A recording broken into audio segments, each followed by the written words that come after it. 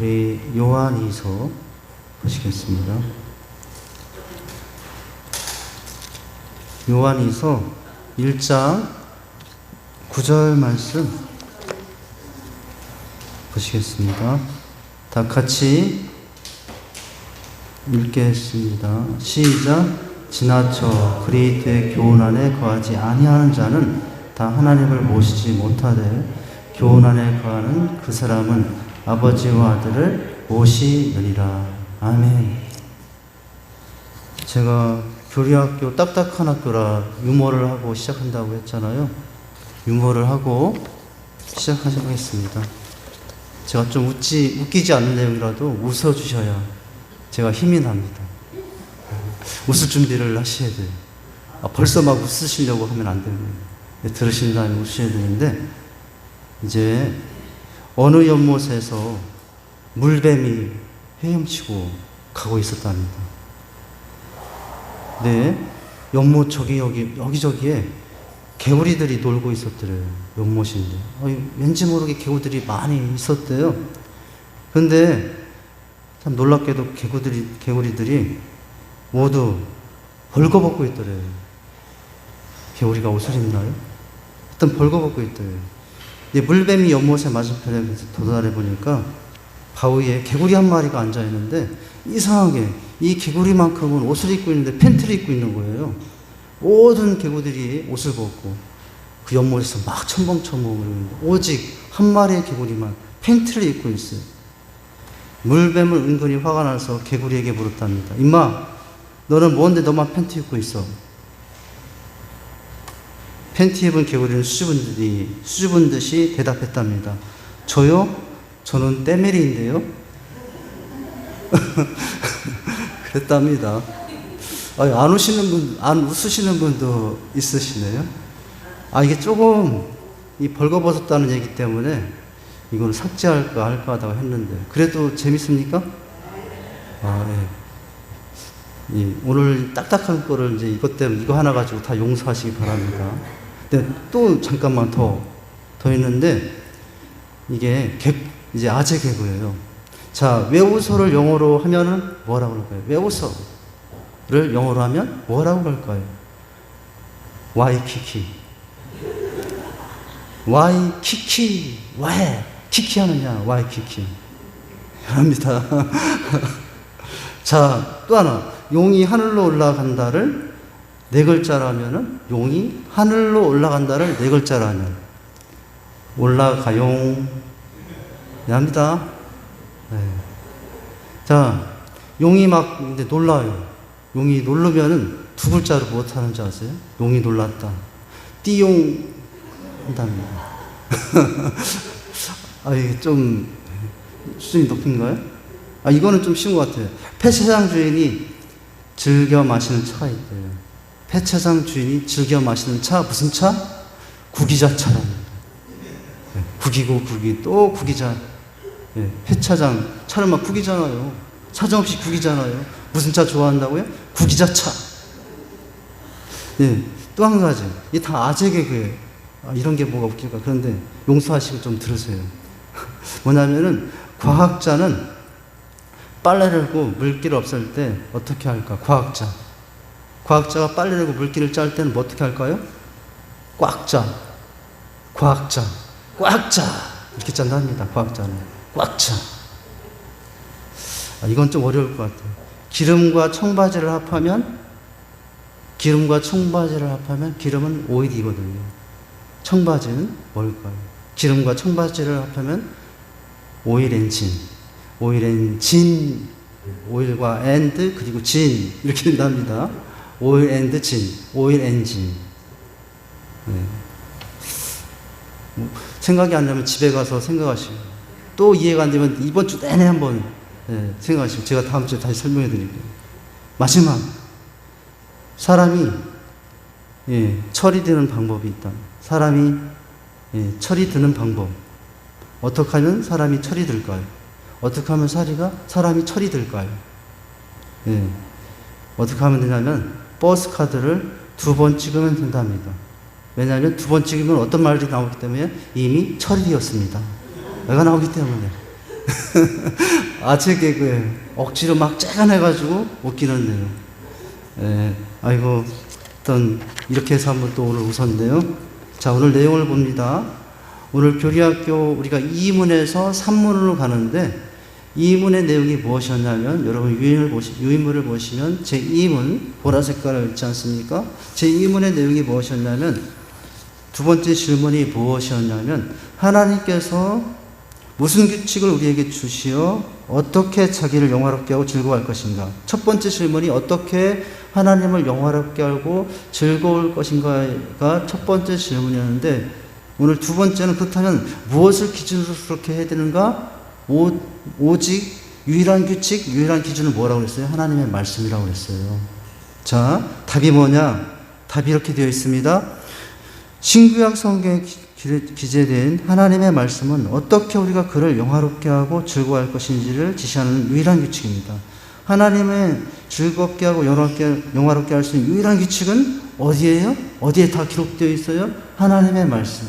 성경책에 기록되어 있어요. 그래서 말씀의 사람은 어떻게 살게 될까요? 하나님을 영화롭게 하며 살게 되어 있습니다. 그래서 말씀의 사람은 또 어떻게 살게 될까요?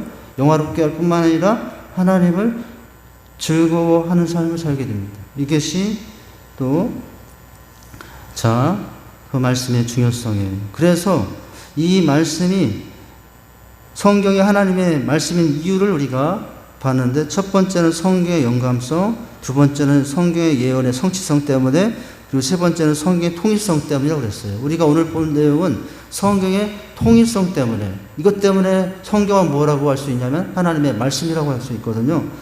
잠시 돌아보면 성경이 하나님의 말씀인 이유는 영감성 때문인데, 그 영감성은 세 가지로 분류가 된다고 그랬죠. 기계적 영감설, 동력적 영감설, 유기적 영감설. 우리가 취하는 영감설은 유기적 영감설이에요.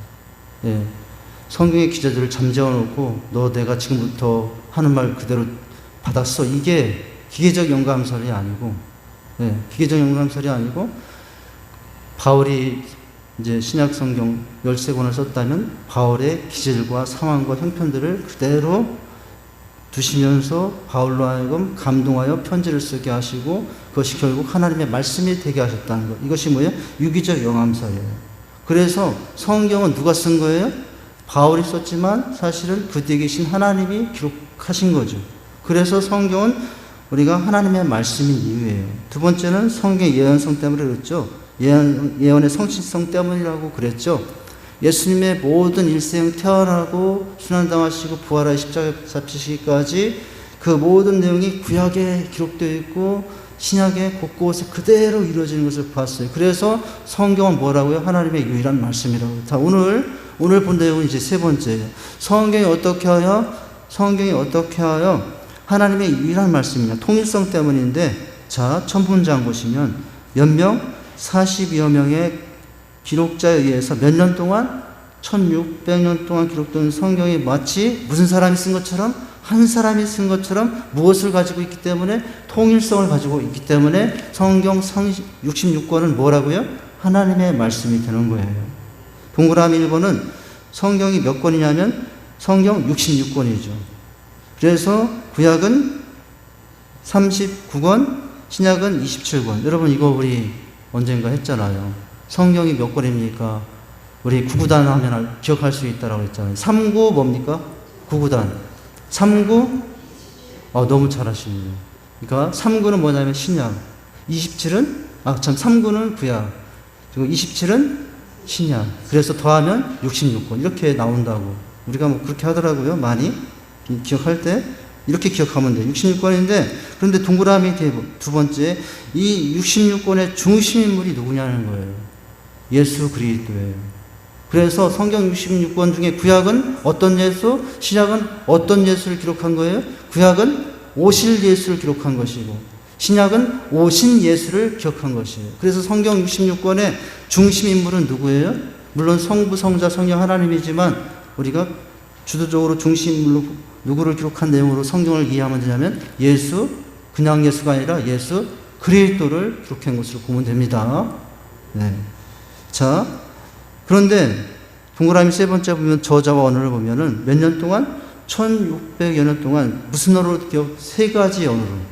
세 가지 언어인데 거기 보면 히브리어, 아람어, 헬라어. 이 세 가지 언어로 각양각색의 사람들이 기록했는데 각양각색의 사람들이 누구냐? 성경을 기록한 사람들에 보면은 바로 안에 왕도 있어요. 다윗 왕, 솔로몬 왕, 그죠? 시편 여러 성경들. 그리고 전도자가 있죠. 전도자, 저 요나 같은. 근데 농부가 있죠. 농부. 아모스 같으면 농부잖아요. 농부도 있어요.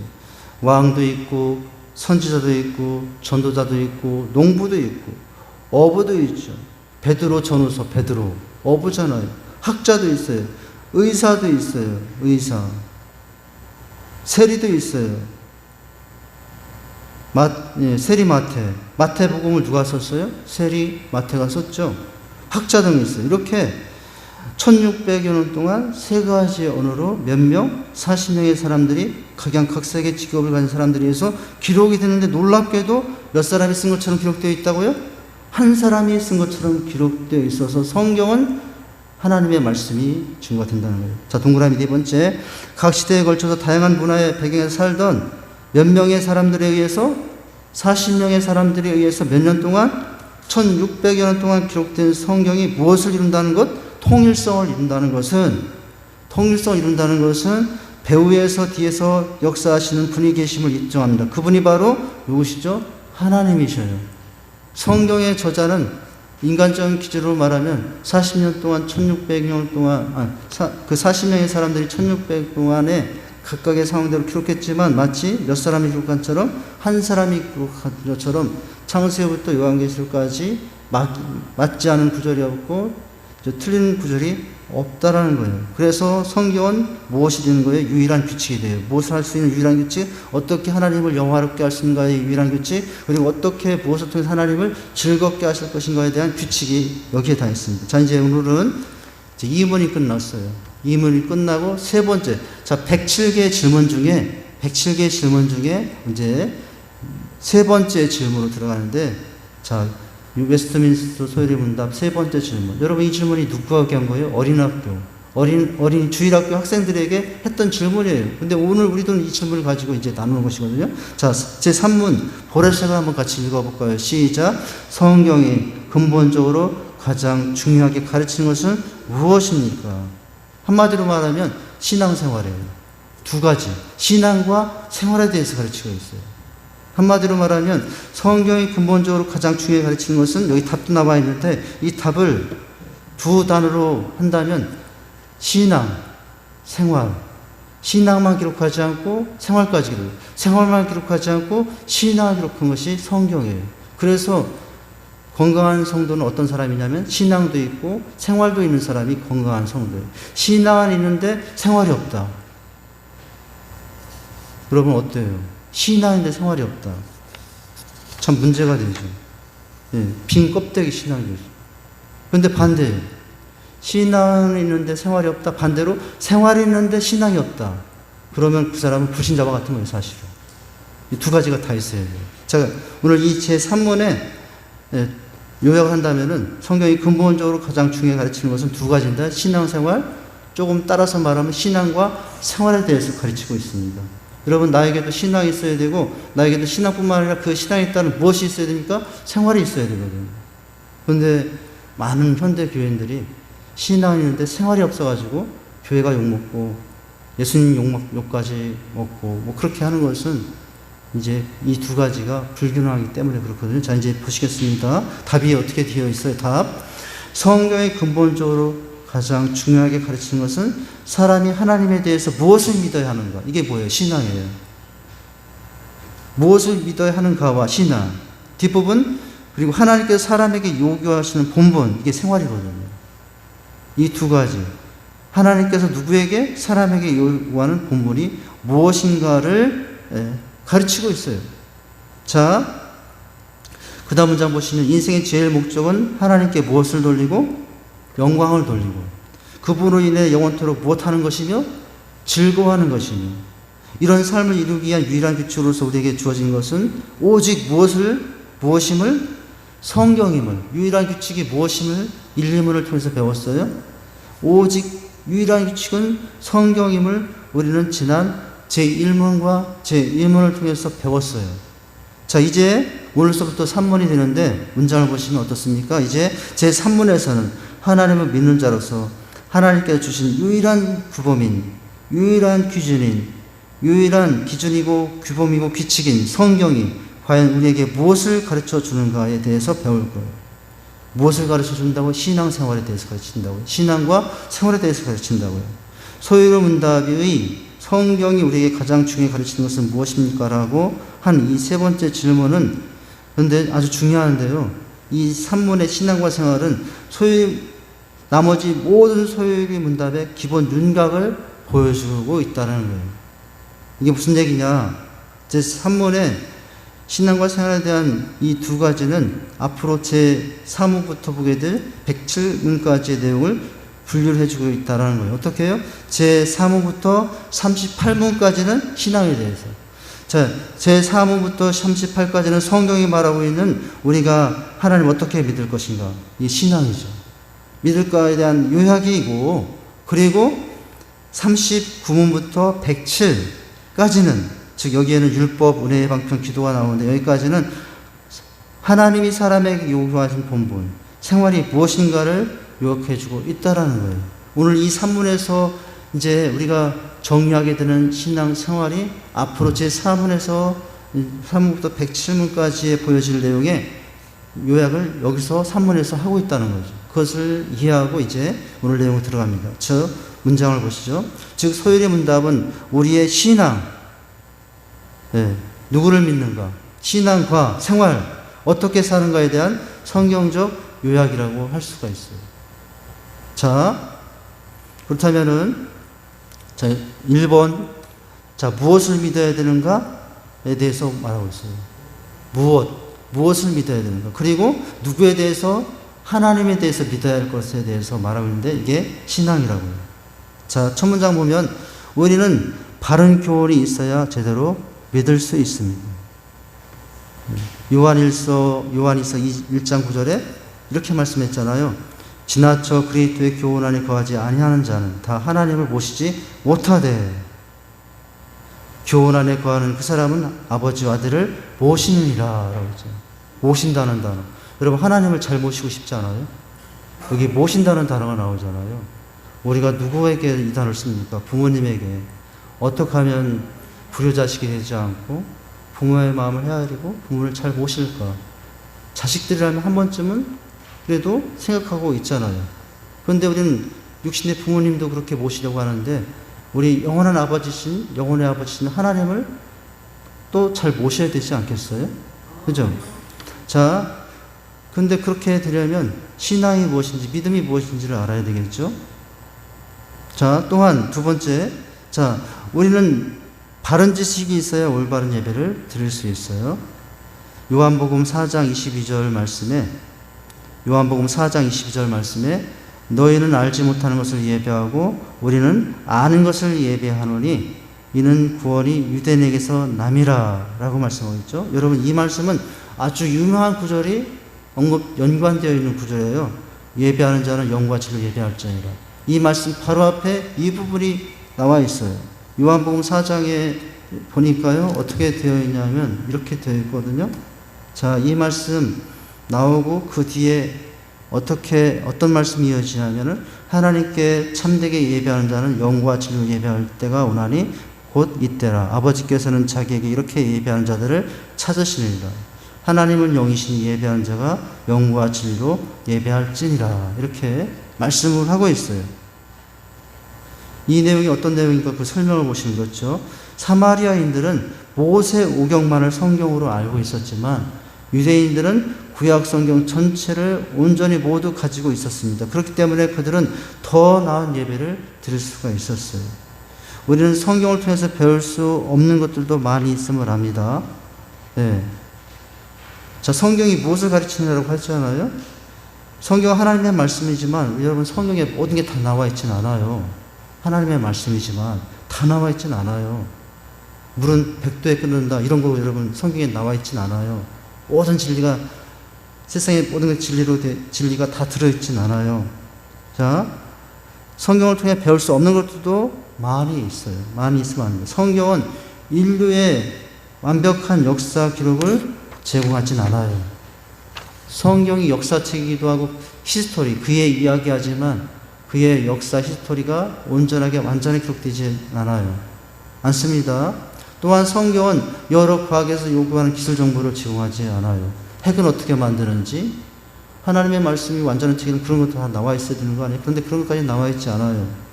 물은 몇 도에 끓는다, 뭐 이런 거 나와 있지 않아요. 제공하지도 않습니다. 게다가 성경은 예수님에 관한 그분의 소년 시절, 또는 예수님이 받으신 학교, 교육, 예수님이 가르쳤던 선생님, 그리고 가정생활에도 침묵하시며 예수님의 신체적 층에 대해서도 마찬가지로 안 나와요. 예수님의 키가 저처럼 160 뭔지, 그 다음은 비밀, 그런 거 기록되어 있지 않아요. 예수님의 모습이 미남인지 추남인지 보통인지 그런 거 나와 있지 않아요. 보통 우리가 예수님, 벽에 있는 예수님 보면 얼마나 미남이십니까? 미남 중에 그런 미남이 없으시잖아요. 근데 우린 몰라요, 사실은. 예수님의 모습이 특별하게 이제 미남의 모습인지, 아니면 예수님 좀 싫어하실지 모르겠는데 추남이신지, 아니면 그냥 그저로 보통인지, 이런 것까지 기록되어 있지 않아요. 자, 그런데 뭐예요? 그 다음 보면 이처럼 성경은 우리가 알고 싶은 모든 내용을 우리에게 알려주지는 않습니다. 성경이 우리에게 주어진 참된 이유는 무엇에 대해서 알려주기, 그런 거 일일이 세세가 하나님에 대해서 신앙이 무엇이냐, 하나님을 어떻게 믿어야 되는가, 이것을 알려주려고 성경이 기록됐다는 거예요. 자, 주된 이유는 우리에게 사람이 하나님에 대해서 무엇을 믿어야 하는 것과 신앙이잖아요. 그리고 하나님께서 사람에게 요구하시는 본분, 행위잖아요. 행함이잖아요. 이것이 무엇인가를 가르쳐주기 위해서 주된 목적으로 기록이 됐어요. 다 나와 있지 않다고 해서 이것은 부분만 나왔네, 완전하지 못한 책이네, 이렇게 할 수 없다는 거예요. 자, 성경이 우리에게 계시하신 하나님은 그래서 어떤 하나님임을 보여줘요? 하나님은 살아계신 하나님이에요. 여러분 믿어야 합니다. 하나님은 또 어떤 하나님이에요? 기쁘신 뜻으로 천지를 창조하신 하나님이에요. 여러분 믿어야 합니다. 지금도 섭리로 다신 하나님이세요. 여러분 성경이 기록한 것은 바로 하나님은 어떤 분이신가, 이 하나님을 어떻게 믿어야 되는가를 기록해 놓고 있어요. 우리가 믿는 하나님은 살아계신 하나님, 모든 천지를 창조하신 하나님, 창조하신 뒤에 모든 것을 그냥 내버려 두시지 않고 이끌어 가시고 섭리하신 하나님. 여러분 지금도 그렇게 하나님 섭리하시고 계십니다. 여러분 오늘 아침 해가 뜬 게 눈 뜨니까 해가 알아서 저절로 떤 것입니까? 아니에요. 오늘 아침에 해가 뜨고 이 밝게 된 것도 다 누가 하신 거예요? 하나님이 하신 거예요. 믿어야 합니다. 세상 사람들은 해가 저절로 알아서, 지구가 저절로 알아서 하고 있는 것 같으나 절대로 그렇지 않아요.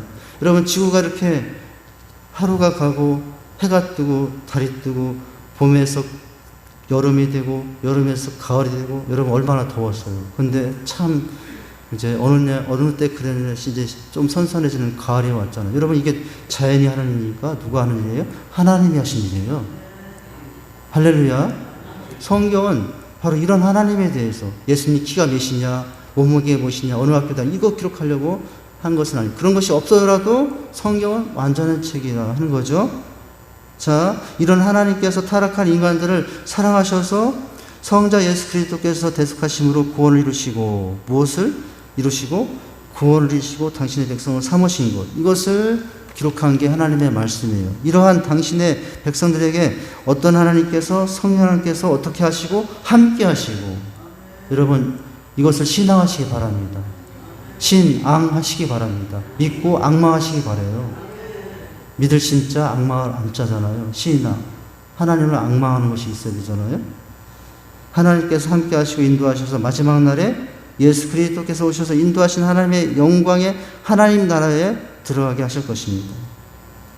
이것이 성경의 핵심적인 가르침이며 이 진리를 위해서 성경이 기록된 거예요. 그러니까 여러분, 그래서 성경은 모든 것이 다 기록되어 있지 않다고 해서 불완전한 책이라고 말할 수가 없어요. 자, 그러므로 우리는 열심히 이 내용들을 공부해야 되겠죠. 자, 우리가 첫 번째 대답을 이해할 때 성경에 수많은 가르침이 있는데 그 중에 제일 중요한 것이 바로 하나님에 관한 가르침이에요. 성경의 결론은 뭐예요? 하나님이에요. 이 사람 얘기도 하고 저 사람 얘기도 하지만 결국은 결론은 뭐로 끝나야 되냐면 하나님으로 끝나야 돼요. 설교할 때도 설교자들이, 목사님들이 조심할 게 뭐냐면 우리 아브라함을 본받자라고 하지만 좋은 설교일 수 있지만 어떻게 모든 내용들이 결론이 되어야 되냐면 연결이 돼요. 하나님으로 연결이 되어야 되거든요. 자, 여기 이제 그런 내용이 나올 거예요. 자, 우리가 첫 번째 대답을 이해할 때 성경에 수많은 가르침들이 있는데 그 중에 제일 중요한 것이 바로 하나님에 관한 가르침입니다. 여러분, 오늘 이 자리에 우리 이숙희 성도님도 앉아 계시고, 저 예배 끝났는데도 가시면서, 나 뭔지 몰라요. 막 이렇게 하시면서, 뭔지 몰라요. 하면서 이렇게 나가시지만, 예, 막 이 내용, 저 내용, 복잡한 내용이 있어도 매주일마다 오셔서 하나님만 아시면 됩니다. 예, 하나님만 아시면 돼요. 이 자리에 앉아 계셔도 너무 어려운데 왜 목사님 저렇게 어려운 얘기 하시나라고 하시면서 있지만 그래도 이 자리에 앉아 있는 게 얼마나 감사한 것입니까? 근데 앉아서 몸만 들으면 하나님에 대해서 들으시면 돼요. 하나님이 살아계시고 하나님이 주관하시고 섭리하시고 그렇게 평생 동안 이제 하나님 없이 사셨지만 이때 이렇게 하나님께서 부르셔서 나를 하나님의 사람으로 택 하나님 자녀 삼으신 거 놀라우신 하나님 아니십니까? 우리 이숙희 성도님 너무나 감사해요. 할렐루야. 네, 감사합니다. 하나님을 이제 아시면 되는 거예요. 네, 성경 많이 알지 못해도 이제 괜찮습니다. 자, 이 말에는 바로 뭐냐면 하나님에 관한 가르침이다 라고 이해한다면 맞는, 이게 뭐냐면은 여기서 조금 구별이 필요한데 하나님의 관한이에요. 하나님의 관한. 이게 문제가 돼요. 맞는 말 같은데 그렇지 않을 수 있다는 내용입니다. 조금 내용이 다시 좀 어려워지는데 보시면 이렇습니다. 하나님의 관한 가르침이다 라고 이해한다면 맞는 것 같지만 실은 틀린 것입니다. 이게 무슨 말이지? 이 말에는 성경에 기록된 직접적인 하나님의 관한 설명은 하나님의 관한 계시이지만 다른 부분 하나님의 관한 것이 아닌 인간이나 우주만 혹은 인간 윤리에 관한 설명이라는 말처럼 들리기 쉽기 때문에 그래요. 그래서 성경은 하나님의 관한 말씀이다라고 하면은 그냥 들으면 맞는 말이지만 사실은 틀린 말이라고요. 왜요? 하나님의 관한이라고 하면은 하나님 외에 다른 것에 관한 이야기도 성경에 기록되어 있다는 이야기잖아요. 그러니까 이 내용은 잘못된 말인데 하나님의 관한 내용이 기록된 것이 아니라 하나님의 모든 것이 다 들어있는 내용이라고 해야 된다는 거예요. 자, 이제 그런 부분이거든요. 자, 이 말에는 성경에 기록된 직접적인 하나님에 관한 설명은 하나님에 관한 계시이지만 다른 부분은 하나님에 관한 것이 아닌 인간의 우주만물 혹은 인간 윤리에 관한 설명이라는 말처럼 들리기 때문이다. 이런 생각은 성경의 계시임을 온전히 이해하지 못한 발상이에요. 성경은 하나님의 계시입니다. 맞아요. 여러분, 성경에 하나님의 모든 내용이, 하나님의 모든 것이 기록되어 있습니다. 우리가 알지 못해서 그렇지 이미 하나님의 모든 것은 어디에 들어있어요? 성경 안에 들어있는 줄 믿으시길 바랍니다. 하나님의 관에 들어있는 것이 아니라 하나님의 모든 것이 들어있어요. 계시란 드러내는 것입니다. 자, 하나님께서 당신을 드러내는 놀라운 사건이 바로 계시입니다. 성경이 하나님의 계시라고 할 때 우리는 성경 전체가 하나님 당신을 드러내고 있다고 바로 이해해야만 합니다. 관에서 기록한 것이 아니라 하나님 전체에 대해서 기록되어 있다고 성경을 바라볼 수 있어야 되는 거예요. 성경 어디를 보더라도 그것이 하나님이 어떠하신 분임을 드러내고 있습니다. 아브라함의 이야기 속에도 무엇이 들어있어요? 하나님이 어떠하신 분임을 드러내고 있어요. 자, 우리는 성경을 읽거나 이해할 때 반드시 이 점을 기억해야 합니다. 성경이 어느 인물이나 어떤 사건에만 초점을 맞추고 있지 않습니다. 아브라함 이야기를 한다고요? 그러면 아브라함의 이야기로 끝나는 게 아니라는 거예요. 아브라함 인생 전체를 누가 부르시고 인도하시고 그를 이제 세웠습니까? 하나님이시라는 거예요. 자, 이 점을 기억하면 성경은 어느 인물이나 어떤 사건에만 초점을 맞추고 있지 않습니다. 천지창조나 노아의 홍수 사건에도 성경의 중심의 주제가 아니에요. 노아가 중심이 아니에요. 홍수 사건이 중심이 아니에요. 그 뒤에서 그 모든 것을 바라보시고 주관하시는 하나님이 중심임을 봐야 됩니다. 이게 성경에 기록된 신앙에 대한 내용이에요. 성경은 신앙에 관한 내용이고 생활에 대한 내용인데 바로 이렇게 기록해 놓고 있다는 거죠. 노아의 홍수 사건도 성경의 중심 주제가 아니며 모세나 다윗이나 바울도 성경의 중심이 인물이 아니에요. 오직 성경의 중심 인물은 하나님을 어떻게 믿을 것인가? 하나님인 줄 믿으시기 바랍니다. 자, 그 다음 마지막 문장이죠.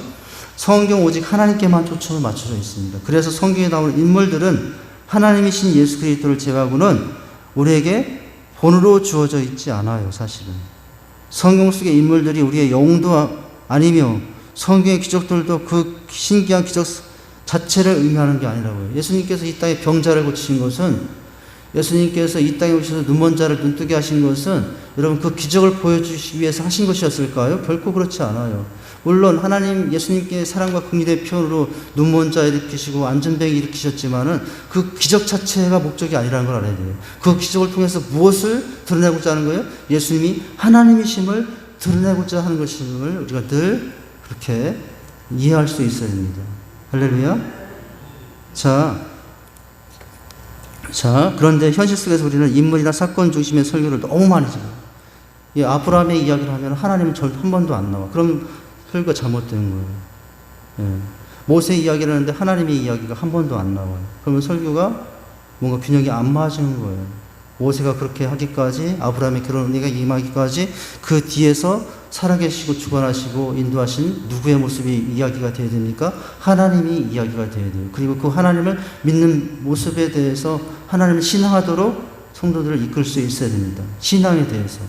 생활은 이제 다음 주에 보게 될 텐데, 자, 그렇게 됐다는 거예요.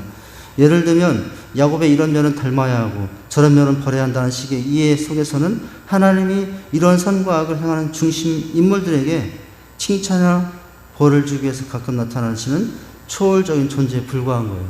하나님은 가끔 나타나셔서 벌 주고 상 주시고 이런 분만으로 이해가 되면 이것은 잘못된 거죠. 그래서 성경은 철저하게 누구에 대한 기록이라고요? 아브라함의 이야기일지라도 하나님에 대한 기록이에요. 할렐루야. 모세에 대한 이야기라도 하나님에 대한 이야기예요. 이것을 우리가 기억할 수 있고 그렇게 이제 파악할 수 있어야 되죠. 그래서 하나님을 어떻게 믿을 것인가가 이 성경에 기록된 내용이에요. 성경은 신앙에 대해서 기록하고 있어요. 신앙, 누구를 앙망하는 신앙? 유일한 신이신 하나님을 앙망하는 모습이 무엇이어야 되는가? 아브라함을 통해서 또는 모세를 통해서 여호수아를 통해서 하나님을 어떻게 믿을 것인가? 그것을 어떻게 신앙할 것인가? 성경은 하나님에 관한 책임을 여러분들 기억할 수 있기를 바랍니다. 어떤 사건, 어떤 인물을 여러 번 대할지라도 그 사람 여러분 대단하잖아요. 요셉 30대 되기까지 얼마나 우여곡절이 많았습니까? 그런데도 내가 하나님 앞에 범죄할 수 없다 하면서 여러분 정절을 지키며 뜻을 세웠던 요셉. 너무나 여러분 참 존경할 만하지만 그러나 결론은 그 뒤에서 그를 이끌어 역사하셔 지키시고 인도하신 하나님. 이 하나님의 신앙, 하나님 어떻게 믿을 것인가? 그것이 우리의 중심, 내용, 중심 시선이 되어야 됩니다. 할렐루야.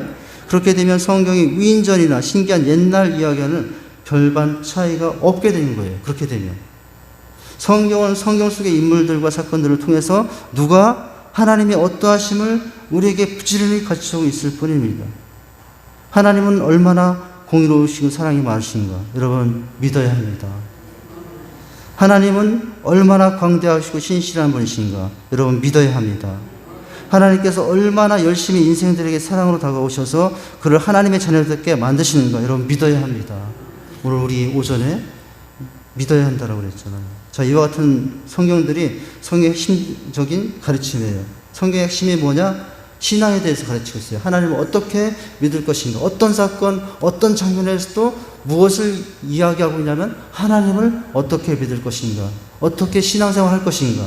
이것에 대한 기록이라고 하는 거죠. 성경을 이제 그렇게 이해하시기 바랍니다. 어떤 신기한 위인전의 이야기, 그것도 맞기는 하지만 또 그런 교훈도 필요하지만 거기서 멈춰서는 안 된다는 거예요. 자, 그래서 뭡니까? 그러므로 우리는 성경의 어느 장, 어떤 사건과 어떤 인물을 보더라도 거기서 누구의 어떠하심? 하나님의 어떠하심과 하나님의 일하심을 알고자 노력해야 합니다. 할렐루야. 성경을 통해서 여러분 그렇게 하시기 바랍니다. 그렇다면은 그렇게 아는 하나님에 대해서 우리가 무엇이 필요하면 행함이 필요하잖아요. 어떻게 신앙할 것인가 성경을 알고 끝나면 안 되잖아요. 그것은 이제 다음 주인데 잠깐만 보면 무엇을 행해야 되는가? 하나님이 사람에게 요구하시는 건 생활인데 야고보서에 보면 이런 말씀이 있습니다. 이와 같이 무엇이 없는 믿음은 행함이 없는 믿음, 행함이 없는 신앙은 그 자체가 죽은 것이라고 그러죠. 내가 하나님 한 분이신 줄 믿느냐? 잘한다. 귀신도 믿는다고요. 귀신도 신앙이 뭔지를 안다고요. 근데 귀신이 없는 것이 있는데 신앙 생활이 없어요. 네. 자, 마지막 보면 영혼 없는 몸이 죽은 것 같이 무엇이 없는 믿음은 죽은 것이라 행함이 없는 믿음은 죽은 것이라 이야기하고 있습니다. 성경은 무엇에 대해서 기록해 놓고 있다고요? 생활과 행함입니다. 할렐루야.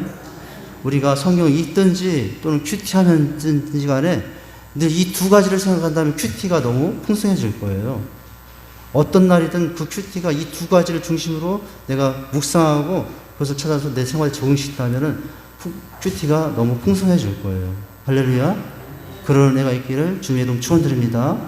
기도하고 마치겠습니다. 하나님 아버지, 주님의 은혜와 축복 감사를 드립니다. 오늘 이문을 넘어서 산문에 가서 유일한 규칙인 성경이 우리에게 무엇을 가르쳐주고 있는가에 대해서 말씀해주고 있는데 오늘 본 것은 신앙입니다. 하나님이 어떤 분인지 그 하나님을 어떻게 악마해야 되는지를 늘 가르쳐주고 있습니다. 성경을 깨달아서 하나님을 제대로 깨닫고 믿고 알고 악마하는 자가 되게 주시옵소서. 거기서 멈추지 않고 우리가 다음 주에 보겠지만은 그 신앙이 생활로 이어지는 우리의 삶이 되게 하여 주시옵소서. 예수님 이름으로 기도하옵나이다. 아멘.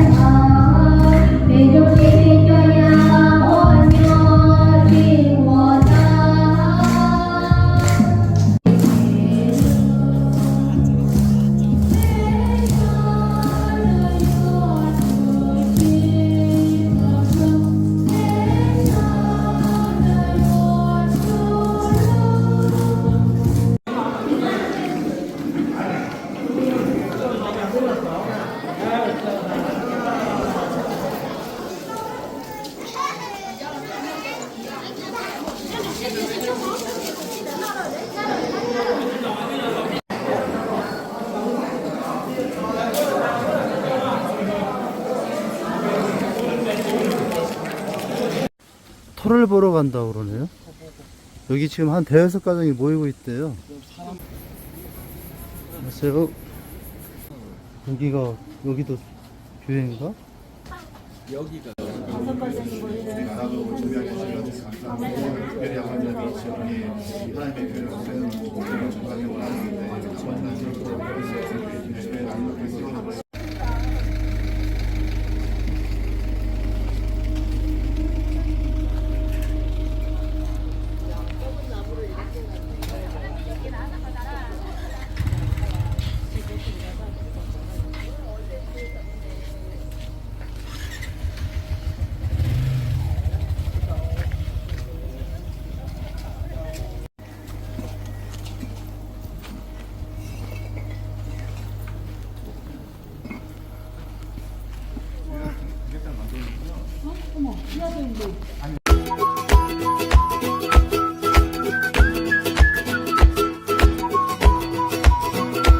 성도님들 안녕하세요.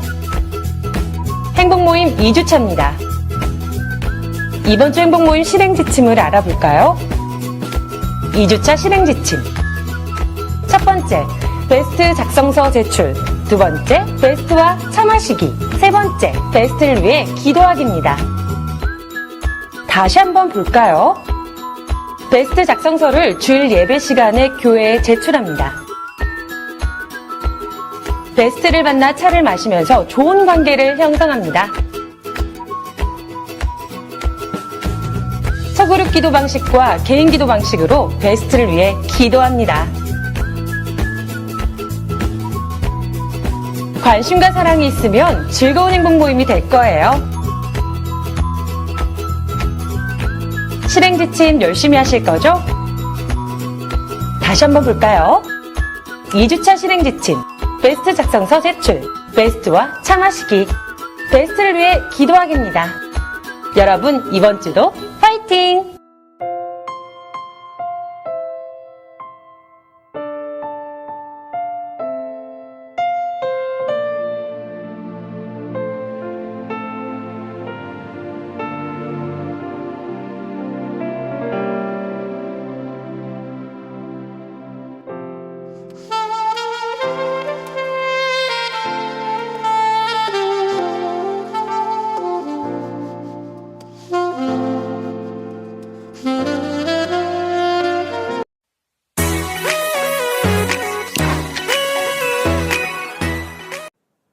딸들이 어렸을 때 놀이동산에 함께 놀러 간 적이 있습니다.